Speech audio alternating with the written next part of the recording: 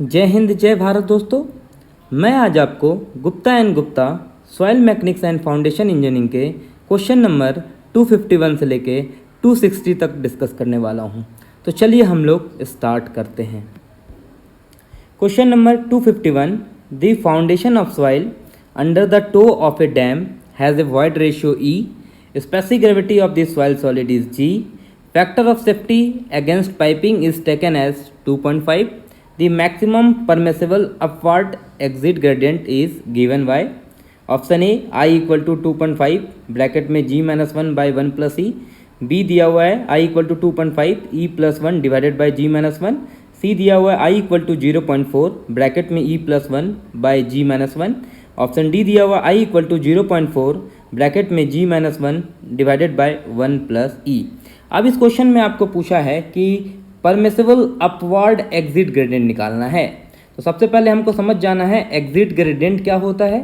तो exit gradient वो gradient होता है जो ग्रेडियंट जो भी हमारे हाइड्रोलिक स्ट्रक्चर है उनके डाउनस्ट्रीम प्रोवाइड पे हम लोग प्रोवाइड करते हैं, उसे हम लोग बोलते हैं एग्जिट ग्रेडियंट। मतलब क्या, the gradient which is provided in downstream side of hydraulic structure is known as exit gradient. अब एग्जिट ग्रेडियंट को हम लोग क्या लिख सकते हैं? एग्जिट ग्रेडियंट को हम लोग लिख सकते हैं critical hydraulic gradient divided by factor of safety. तो ये हमारा फॉर्मूला होता है एग्जिट ग्रेडियंट का। तो critical hydraulic gradient divided by factor of safety. जैसा कि हम जानते हैं कि क्रिटिकल हाइड्रोलिक ग्रेडियंट को हम लोग इन मैथमेटिकल टर्म में लिख सकते हैं G माइनस 1 बाई 1 प्लस ई, यही लिख सकते हैं हम लोग। G माइनस 1 बाई 1 प्लस ई लिख सकते हैं। That is the formula of IC। ठीक है, G हम स्पेसिफिक ग्रेविटी है, E हमारा वॉइड रेशियो है। अब इस क्वेश्चन में फैक्टर ऑफ सेफ्टी आपको दिया गया है 2.5। तो चलिए हम लोग पुट कर देते हैं, क्या हो जाएगा हमारा। That is I equal to क्या हो जाएगा हमारा IC by factor of safety. अब IC की वैल्यू तो हमको पता है G minus 1 by 1 plus e. अब हमारी फैक्टर ऑफ सेफ्टी कितनी दी गई है? 2.5 दी गई है। अब हमको इसको सेपरेट सॉल्व करेंगे, जैसे 1.2.5 है तो हम लोग इसको लिख सकते हैं 0.4। तो मतलब क्या हो जाएगा आंसर हमारा 0.4 times of G minus 1 by 1 plus E. इसमें तो कोई छेड़छाड़ करना नहीं है। क्रिटिकल हाइड्रोलिक ग्रेडियंट तो आपको लिखना ही पड़ेगा divided by factor of safety. तो हमारा आंसर क्या हो जाएगा 0.4 ब्रैकेट में G माइनस 1 बाय 1 प्लस ई। तो चलिए हम लोग आंसर चेक करते हैं 0.4 कहाँ पे है। तो 0.4 देखिए C में भी है और D में भी है, लेकिन C में हमारा E प्लस 1 है तो ये बिल्कुल गलत है। तो D हमारा दिया हुआ है 0.4 ब्रैकेट में G minus 1 by 1 plus E. That's why D is the correct answer. कभी कभी आपको सिर्फ पूछा होता जाता क्रिटिकल हाइड्रोलिक ग्रेडियंट। अब आपको कभी कभी पूछा जाएगा मैथमेटिकल फॉर्मूला के हिसाब से न्यूमेरिकल सॉल्व करो, तो आपको याद होना चाहिए क्रिटिकल हाइड्रोलिक ग्रेडियंट हमारी सैंड के लिए हमेशा वैल्यू क्या होती है। तो सैंड के लिए हमेशा इसकी वैल्यू हम लोग 1 लेते हैं। अगर सैंड दिख गया है तो क्रिटिकल हाइड्रोलिक ग्रेडियंट आप हमेशा 1 लेंगे। अगर कोई दूसरे टाइप के सॉइल दिया रहेगा तब आपको कैलकुलेशन करना पड़ेगा by using G minus 1 by 1 plus e. इससे भी बहुत बार क्वेश्चन आता है, ये फेवरेट क्वेश्चन है। Question number 252, a horizontal earth dam with no horizontal drainage filter at downstream is shown in figure. The slope of the downstream side beta is less than 30 degree. In order to determine the value of A, the discharge Q per unit length through the section of height A sin beta is assumed to be K, that is coefficient of permeability of soil. अब इस question में आपको दिया गया है एक horizontal dam है जिसमें कोई ड्रेनेज फिल्टर प्रोवाइडेड नहीं किया गया है और हमारी बीटा की एंगल यहाँ पे दी गई है 30 डिग्री, मतलब लेस देन 30 डिग्री दी गई है, ग्रेटर देन 30 डिग्री दी नहीं गई है। अब आपको बोला है कि डिस्चार्ज पर यूनिट लेंथ निकालिए। तो हमको यहाँ पे देखिए, यहाँ पे हमारा दिया हुआ EF हमारी वैल्यू दी गई है A साइन बीटा, और आपको दिया हुआ है यहाँ से दिया हुआ है FB दिया गया है। तो जैसा कि हम लोग जानते हैं कि in the terms of slope हम लोग ले सकते हैं, तो dy बाई dx को हम लोग tan बीटा मान सकते हैं। यहाँ पे हम लोग dy बाई dx निकालेंगे तो उसको हम लोग tan बीटा मान सकते हैं। अब देखिए यहाँ पे वर्टिकल सेक्शन क्या है हमारा, वर्टिकल सेक्शन हमारा EF है। वर्टिकल सेक्शन हम लोग देख रहे हैं, यहाँ पे क्या दिया है वर्टिकल सेक्शन, तो वर्टिकल सेक्शन हमारा EF है। अब आपको निकालना है डिस्चार्ज पर यूनिट लेंथ। तो डिस्चार्ज पर यूनिट लेंथ को हम लोग लिख सकते हैं Q लिख सकते हैं। तो Q इक्वल टू हम लोग क्या ले सकते हैं, K इंटू क्या ले सकते हैं, dy by d x into पर मीटर लेंथ है तो हम लोग मल्टीप्लाई कर सकते हैं y से। अब हमको पता है यहाँ पे वैल्यू हमारी k के जगह हम लोग k लिख सकते हैं, dy बाई डी एक्स को हम लोग क्या एज्यूम किए, tan बीटा हमने एज्यूम किया तो इसको लिख सकते हैं tan बीटा। अब यहाँ पे हमारा y है पर मीटर लेंथ है। अब देखिए पर मीटर लेंथ हमारी कितनी दी गई है, a साइन बीटा दी गई है तो इसको हम लोग लिख सकते हैं a साइन बीटा। मतलब हमारी वैल्यू क्या हो जाएगी, के ए tan beta into sine beta, यही हो सकती है। तो चलिए हम लोग आंसर ढूंढते हैं। पहला दिया हुआ के ए साइन बीटा, कॉस तो होगा ही नहीं क्योंकि इस क्वेश्चन में साइन दिया गया है। ऑप्शन बी क्या है हमारा, के a sine beta into tan बीटा, यही हमने निकाला। That's why B is the right answer. कभी कभी आपको बोलता है डिस्चार्ज निकालो, ठीक है, तो डिस्चार्ज निकालना होता तो आपको यहाँ पे y नहीं होता, सिर्फ आपको डिस्चार्ज लिखा रहता तो हम लोग क्या लिखते, k into d y by d x लेते। लेकिन यहाँ पे पर यूनिट लेंथ है इसलिए हम लोग मल्टीप्लाई कर रहे हैं यहाँ पे y से किए। तो ये आपको ध्यान रखना है, क्वेश्चन में आपको दिया हुआ है पर यूनिट लेंथ दी गई है, ठीक है। Question number 253, consider the flow net shown in the following figure, the ratio of number of flow channel to the number of potential drop is.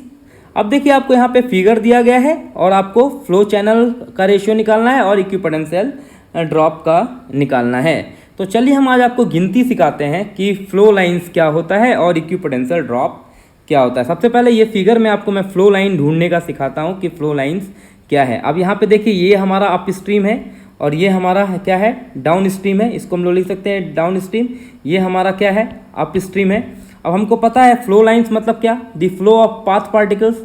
तो फ्लो ऑफ पाथ पार्टिकल्स क्या क्या हो जाएगा, कितना हो सकता है, तो देखिए एक यहाँ पे वाटर टेबल अप स्ट्रीम वाला है जिसको हम लोग नंबरिंग 1 दे सकते हैं। फिर दूसरा हमारा यहाँ पे है तो इसको हम लोग बोलते हैं 2। तीसरा हमारा फ्लो चैनल्स कितना है, दैट इज नोन इसको 3। और चौथा कितना है हमारा 4। तो मतलब यहाँ पे आपको फ्लो लाइंस कितना दिया गया है, तो फ्लो लाइंस हमारा दिया गया है 4 दिया गया है। अब यहाँ पे लेकिन आपको पूछा है फ्लो चैनल, तो फ्लो चैनल कैसे निकालते हैं, तो फ्लो चैनल हम लोग निकालते हैं फ्लो लाइन -1, जितनी फ्लो लाइन रहेगी -1 कर देंगे तो हमारा निकल जाएगा फ्लो चैनल निकल जाएगा, दैट इज़ 4 - 1। तो हमारी वैल्यू कितनी हो जाएगी यहाँ पे 3। अब आपको बता देते हैं फ्लो चैनल क्या, मतलब यहाँ पे देखिए 2 हमारा जो चैनल है उसके बीच में हमारा 1 हो जाएगा। जैसे हमारा नंबर ऑफ फ्लो चैनल मतलब क्या, 1, दूसरा कितना 2 और तीसरा कितना 3। तो ये हमारा फ्लो चैनल हो गया। लेकिन आप लोग फ्लो लाइन ढूंढेंगे तो जितना फ्लो लाइन आएगा -1 कर देंगे तो आपका निकल गया फ्लो चैनल। अब यहाँ पे आपको पूछा है नंबर ऑफ पोटेंशियल ड्रॉप के बारे में, तो सबसे पहले हमको निकालना पड़ेगा इक्विपोटेंशियल लाइन। तो इक्विपोटेंशियल लाइन भी हम लोग आपको सिखाते हैं कैसे गिना जाता है। इक्विपोटेंशियल लाइन मतलब क्या, ऐसी लाइन जो कनेक्ट करे equal head of the water को। अब इक्वल हेड वाटर को कनेक्ट कौन कौन कर रहा है, तो देखिए एक हमारा ये है इक्वल हेड वाला तो इसको हम लोग 1 मान सकते हैं। दूसरा हमारा क्या इक्वल हेड, ये है, मान सकते हैं। तीसरा हमारा ये है, इसको मान सकते हैं। चौथा हमारा ये है, इसको भी मान सकते हैं। पाँचवा हमारा ये है, छठा, फिर 7वां और ये 8वां। तो ये हमारा इक्विपोटेंशियल ड्रॉप कितना हो गया, 8 हो गया। अब आपको पोटेंशियल ड्रॉप निकालना है। तो पोटेंशियल ड्रॉप हम लोग कैसे निकालते हैं, पोटेंशियल ड्रॉप को ही हम लोग बोलते हैं इक्विपोटेंशियल ड्रॉप। मतलब क्या निकालना पड़ेगा आपको, इक्विपोटेंशियल लाइन -1, इसमें भी आपको माइनस करना पड़ेगा 1। तो इक्विपोटेंशियल लाइन कितनी है आपकी, तो 8 - 1 मतलब कितनी हो जाएगी यहाँ पे 7 हो जाएगी। तो आपको फ्लो चैनल कितना निकला, 3 निकला। इक्विपोटेंशियल ड्रॉप कितना निकला आपको, तो इक्विपोटेंशियल ड्रॉप हमको निकला 7। तो हमारी वैल्यू यहाँ पे रेशियो कितनी हो जाएगी, फ्लो चैनल मतलब 3 दिया हुआ है और पोटेंशियल ड्रॉप कितना दिया, 7 दिया है। तो हमारा रेशियो कितना हो जाएगा, तो रेशियो होगा हमारा 3/7। तो चलिए हम लोग ऑप्शन ढूंढते हैं। ऑप्शन ए दिया गया 3/8, बिल्कुल गलत है। Option B 3/7, B is the correct answer. ऐसे जब भी आपको दिया रहेगा तो आपको flow lines and equipotential line पहले कनेक्ट करना है, फिर -1 करेंगे तो आपको फ्लो चैनल निकल जाएगा और पोटेंशियल ड्रॉप निकल जाएगा। तो देखिए कभी कभी आपको डायरेक्ट क्वेश्चन देगा कि what is the ratio of equipotential line and flow line. तो यहाँ पे आप माइनस नहीं करेंगे, जब आपको चैनल बोलेगा ड्रॉप बोलेगा तभी हम लोग फ्लो लाइन में से 1 माइनस करेंगे और इक्विपोटेंशियल लाइन में से 1 माइनस करेंगे। अब गिनती करने भी आपको मैं सिखा दिया, जैसे हमारा अप स्ट्रीम रहेगा वहाँ से ही आपको गिनना है। तो आपको पता है फ्लो लाइंस मतलब क्या, the flow of water particles. तो आप देखिए यहाँ पे हमारा एक फ्लो हो रहा है, दूसरा हमारा यहाँ पे होगा, तीसरा हमारा यहाँ पे होगा, चौथा यहाँ पे फ्लो होगा। और इक्विपोटेंशियल लाइन तो आपने बताया ही मैं आपको, जो equal head of the water को कनेक्ट करता है उसे बोलते हैं इक्विपोटेंशियल लाइन। तो इस ढंग से आप करोगे तो आसानी से इसको सॉल्व कर लोगे। ये सब क्वेश्चन आपको गेट में पूछे जाते हैं, आईएएस में पूछे जाते हैं। Question number 254, which of the following parameters can be used to estimate the angle of internal friction of a sandy soil? Option A, particle size. Option B, roughness of particle. Option C, particle size distribution. And option D, density index. जैसा कि हम लोग जान सकते हैं कि जब भी हम लोग angle of internal friction Sandy soil का निकालते हैं तो हम लोग डेंसिटी इंडेक्स यूज़ करते हैं। डेंसिटी इंडेक्स मतलब क्या, आईडी मतलब क्या, हमने देखा था formula e maximum minus e upon e maximum minus e minimum, यही हमने देखा था। That is known as called density index भी बोल सकते हैं और रिलेटिव डेंसिटी भी निकाल सकते हैं। तो इसको ही हम लोग बोलते हैं कि angle of internal friction of Sandy soil के लिए हम लोग डेंसिटी इंडेक्स का पैरामीटर चेक करते हैं। तो चलिए हम लोग ऑप्शन चेक करते हैं। तो ऑप्शन ए पार्टिकल साइज बिल्कुल गलत है, option B roughness of particle बिल्कुल गलत है, option C particle size of distribution बिल्कुल गलत है, option D density index, D is the correct answer. Question number 255, which one of the following diagrams correctly illustrate the Mohr stress condition of unconfined shear stress on cohesive soil? X axis पे normal stress है, Y axis पे shear stress है। तो आपको देखिए यहाँ पे 4 graph दिया गया है, एक्स एक्सिस पे हमारा नॉर्मल स्ट्रेस है, वाई एक्सिस पे हमारा शियर स्ट्रेस है। अब आपको पूछा गया है अनकन्फाइंड शियर टेस्ट के बारे में, आपको पूछा गया है मतलब यूसीसी के बारे में बात किया गया है। अब आपको पता होना चाहिए कि यूसीसी टेस्ट में हमारा क्या वैल्यू होता है कि सिग्मा 2 इक्वल टू सिग्मा 3 के बराबर हमारी क्या हो जाती है, 0 हो जाती है। यही हमारा यूसीसी में स्पेशल केस है, स्पेशल केस ऑफ ट्राइएक्सियल टेस्ट में स्पेशल केस है हमारा यूसीसी का कि सिग्मा 2 एंड सिग्मा 3 हमारी क्या हो जाएगी, 0 हो जाएगी। यही चीज़ हमारा ट्राइएक्सियल शियर टेस्ट में हमारा क्या होता था कि सिग्मा 2 किसके बराबर हो जाता था, सिग्मा 3 मतलब कन्फाइनिंग प्रेशर के बराबर में हो जाता था। लेकिन यूसीसी में हमारा कन्फाइनिंग प्रेशर क्या होता है, एब्सेंस रहता है, मतलब क्या होता है, एब्सेंस ऑफ कन्फाइनिंग प्रेशर। अब एब्सेंस ऑफ कन्फाइनिंग प्रेशर होने के कारण हमारा जो वैल्यू होता है वो पासेस कहाँ से होता है, ओरिजिन से पासेस होता है। मतलब देखिए ओरिजिन से पासेस कहाँ कहाँ हो रहा है। अब देखिए यहाँ पे ओरिजिन से तो पास नहीं हो रहा है, यहाँ भी हमारा ओरिजिन से पास नहीं हो रहा है, यहाँ भी हमारा ओरिजिन से पास नहीं हो रहा है। डी में देखिए यहाँ पे हमारी फाई की वैल्यू क्या है, तो हमारी 0 है, मतलब क्या हो रही है, पास, ओरिजिन से पास हो रही है। That's why D is the right answer. कभी भी आपको यूसीसी दिया रहेगा तो हमारी जो भी लाइन रहेगी वो सीधी लाइन रहेगी, मतलब ओरिजिन से पास रही होगी। मतलब इसमें क्या होता है, एब्सेंस ऑफ कन्फाइनिंग प्रेशर, मतलब सिग्मा 2 इक्वल टू सिग्मा 3 किसके बराबर हो जाएगी, 0 के बराबर हो जाएगी। डेट्स वाई हम लोग कह सकते हैं कि अनकन्फाइंड शियर टेस्ट हमेशा यूज़ करते हैं हम लोग कोहेसिव सॉइल के लिए, मतलब क्ले के लिए यूज़ करते हैं। Question number 256, a CD triaxial test is performed on a clay soil. The given figure shows two curves each for deviator stress versus axial strain and volume change versus axial strain. If the clay is over consolidated, the result would be as in the curve.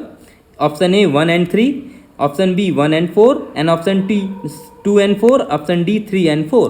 जैसे कि यहाँ पे 2 figure दिया हुआ है, एक तो Excel strain के वर्सेस दिया गया है और आपको एक डेविएटर स्ट्रेस के बारे में दिया गया है। एक में आपका वॉल्यूम डिक्रीजेज है और एक एक्सेल स्ट्रेन के बारे में। तो जैसा कि हम लोगों ने पढ़ा था कि ओवर कंसोलिडेटेड क्ले में हमारा यहाँ पे वैल्यू किसके बराबर हो जाती है, तो ये डेंस सैंड के बराबर हो जाएगी। मतलब कौन सा हमारा कर्व बिलोंग करेगा, एक तो 1 वाला कर्व निकलेगा और तीसरा हमारा 3 वाला कर्व होगा, वही हमारा होगा डेंस सैंड के लिए। नीचे में तो हमारा डेंस सैंड नहीं होगा, बीच में तो हमारा क्रिटिकल रेशियो होता है। तो देखिए हमारा डेंस सैंड के में ही हमारा ओवर कंसोलिडेटेड क्ले हो जाएगा, तो ऊपर वाली ग्राफ भी होगी, मतलब 1 होगी और दूसरा क्या हो जाएगी हमारी 3 हो जाएगी। तो हमारा ओवर कंसोलिडेटेड के लिए हमारा 1 एंड 3 रहेगा। तो चलिए हम लोग ऑप्शन चेक करते हैं। ऑप्शन ए 1 एंड 3 बिल्कुल सही है, ए और 3 हमारा क्या हो जाएगा, ओवर कंसोलिडेटेड क्ले के लिए होगा। That's why A is the correct answer. Question number 257, a cantilever sheet pile derives its stability from option A lateral resistance of soil, option B self weight, option C dead man and option D anchor rod. अब देखिए सबसे पहले हमको समझ लेना है ये cantilever seat pile हम लोग कब यूज़ करते हैं। हम लोग कैंटिलीवर सीट पाइल कब यूज़ करते हैं, जब सॉइल और वाटर को रिटेन किया जाता है और उसकी हाइट हमारी 4.5 मीटर से कम होती है, तब हम लोग कैंटिलीवर सीट पाइल यूज़ करते हैं। अब हमको पता है कि जब हम लोग कैंटिलीवर सीट पाइल यूज़ करते हैं तो हमारा वहाँ पे वेरियस फोर्सेस एक्ट होता है। तो हमारा बैक ऑफ द वॉल में हमारा कौन सा प्रेशर लगता है, तो बैक ऑफ द वॉल में हमारा एक्टिव प्रेशर लगता है और फ्रंट ऑफ द वॉल में हमारा पैसिव स्ट्रेस लगता है, मतलब पैसिव प्रेशर लगता है। तो एक्टिव और पैसिव को ही हम लोग बोलते हैं लैटरल रेजिस्टेंस ऑफ सॉइल। तो ये भी आपको ध्यान में रखना है कि जब भी कैंटिलीवर सीट पाइल है उसकी स्टेबिलिटी कहाँ से आती है, तो हमारी lateral resistance of the soil से आती है। जैसे आपको एक्टिव बोला, पैसिव बोला, अर्थ प्रेशर एट रेस्ट बोला, ये सब क्या है, हमारा lateral resistance of the soil है। तो हम लोग चलिए ऑप्शन चेक करते हैं। ऑप्शन ए दिया हुआ है लैटरल रेजिस्टेंस ऑफ सॉइल, बिल्कुल सही है, A is the correct answer. और कभी कभी आपको पूछा जाएगा कैंटिलीवर सीट पाइल हम लोग कब यूज़ करते हैं, तो आपको यही बताना है जब सॉइल और वाटर को हम लोग रिटेन किया जाता है और उसकी हाइट हमारी 4.5 मीटर से कम होता है, तो उसे हम लोग बोलते हैं कैंटिलीवर सीट पाइल।